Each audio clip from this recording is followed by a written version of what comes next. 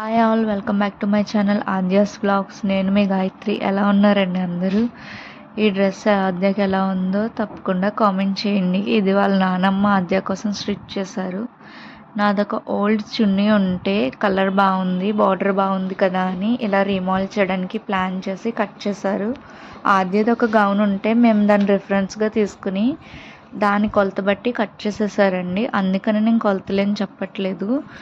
First ఆ plain cloth కొన్న border అంతా విప్పేసి ఇప్పుడు 4 సైడ్స్ ఆ బార్డర్ వచ్చేలాగా స్టిచ్ చేస్తున్నారు. తర్వాత దీన్ని మేము ఓనీ కింద కుచ్చిళ్ళు పెట్టి సెట్ చేస్తాము. ఫస్ట్ అయితే 4 సైడ్స్ బార్డర్ ఈక్వల్గా వచ్చేలాగా స్టిచ్ చేస్తున్నారండి.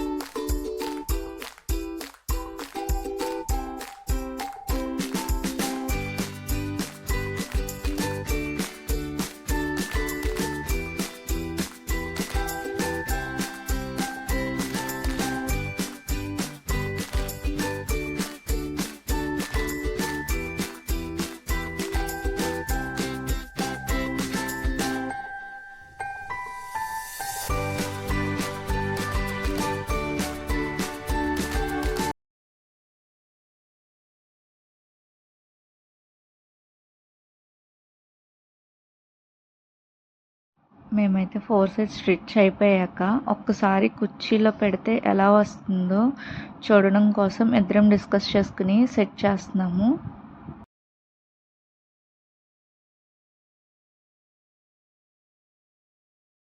నెక్స్ట్ అది అయిపోయాక body back part and front part cutting stitches చూసుకుంటున్నారు. ఇదైతే ఫ్రంట్ నెక్ అండి. First back part కుట్టేస్తున్నారు.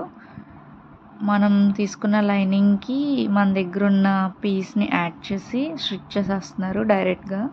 తర్వాత నెక్ పార్ట్ వరకు కట్ చేసుకుని 2 యాడ్ చేశాక అప్పుడు షోల్డర్ కొడతారు. చిన్నపిల్లే కదా అని మేము హ్యాండ్స్ పెట్టలేదండి. అదేకి హ్యాండ్స్ లేకపోతేనే బాగుంటుందని మేము ఇంకా హ్యాండ్స్ స్టిచ్ చేయించలేదు.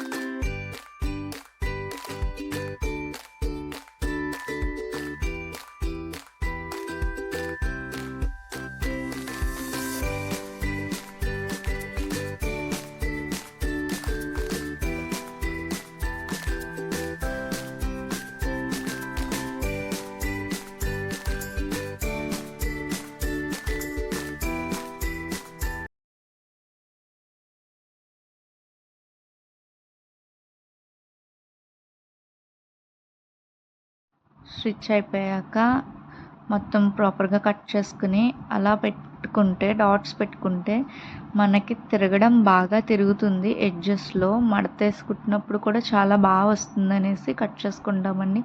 ఇది స్టిచ్చింగ్లో ఉన్న వాళ్ళు ఎవరికైనా సరే తెలిసేదే.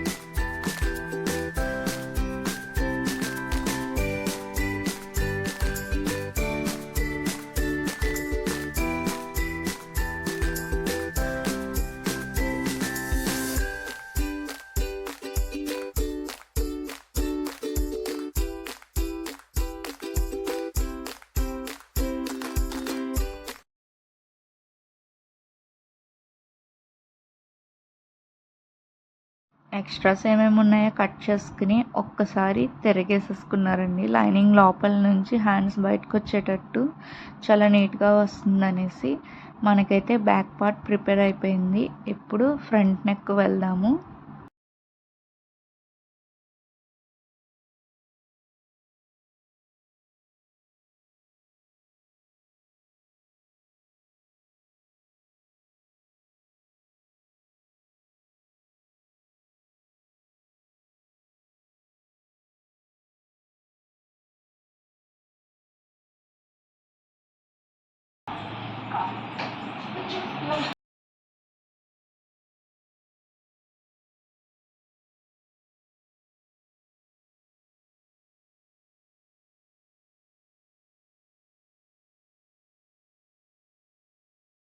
ఈలోపు నేను ఓని ఎలా వేసుకుంటుందని చెప్పి సెట్ చేసి దాని టాప్కి సరిపడా హైట్ అడ్జస్ట్ చేసి ఇచ్చారు. దాని మీద సింగిల్ స్టిచ్ వేశాను.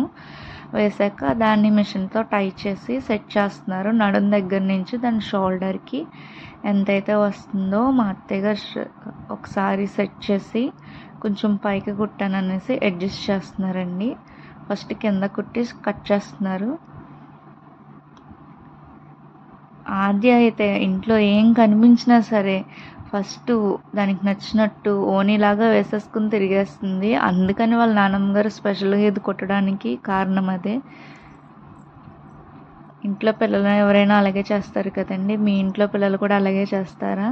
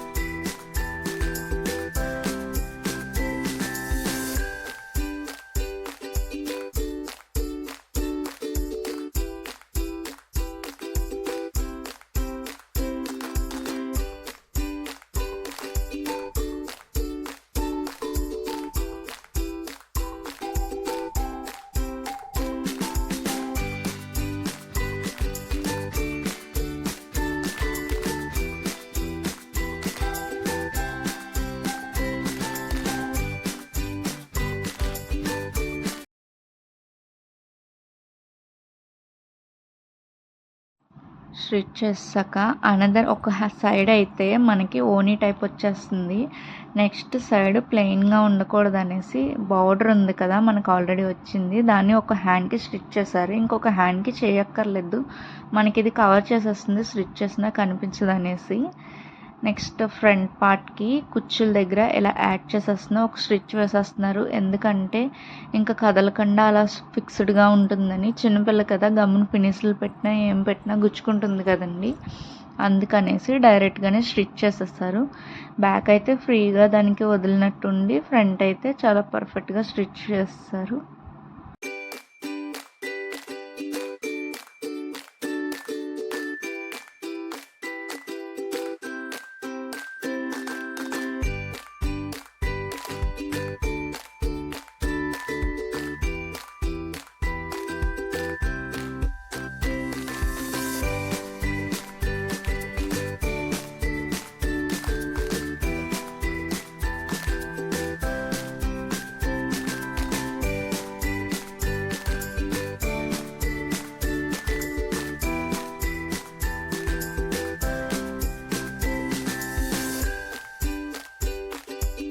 ఇప్పుడైతే సైడ్స్ అన్నీ జాయిన్ చేసేసుకుని ఎంత లూజ్ ఉండాలో చూసుకుని స్టిచ్ చేసేస్తున్నారండి.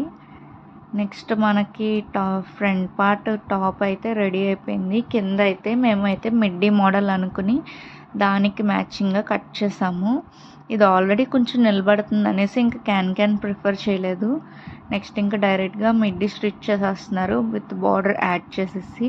తర్వాత అటాచ్ చేసేసాక చిన్నోడికి వేసిన ఫొటోస్ ఆల్రెడీ ఫస్ట్ మీకు రెఫరెన్స్లో చూపించాను. నెక్స్ట్ ఒకసారి నేను కింద పెట్టి కూడా చూపిస్తున్నాను. ఇలాగా ఓల్డ్ చున్నీలు ఏమన్నా కొంచెం మెమరీగా ఉన్నాయి ఉంటే కనుక ఇలా రీస్టిచ్ యూజ్ చేసేసుకుంటే చాలా బాగా యూజ్ చేసుకోవచ్చు. ఆద్యకైతే ఈ డ్రెస్ చాలా పర్ఫెక్ట్గా సెట్ అయిందని తెలిసింది. మాకైతే నచ్చింది కూడా. మీకు ఎలా ఉందో కూడా చూసి తప్పకుండా కామెంట్ చేయండి, మర్చిపోకండి. ఇలాంటి మోర్ వీడియోస్ కోసం నా ఛానల్ని సబ్స్క్రైబ్ చేసుకోండి. Thanks for watching. Bye bye.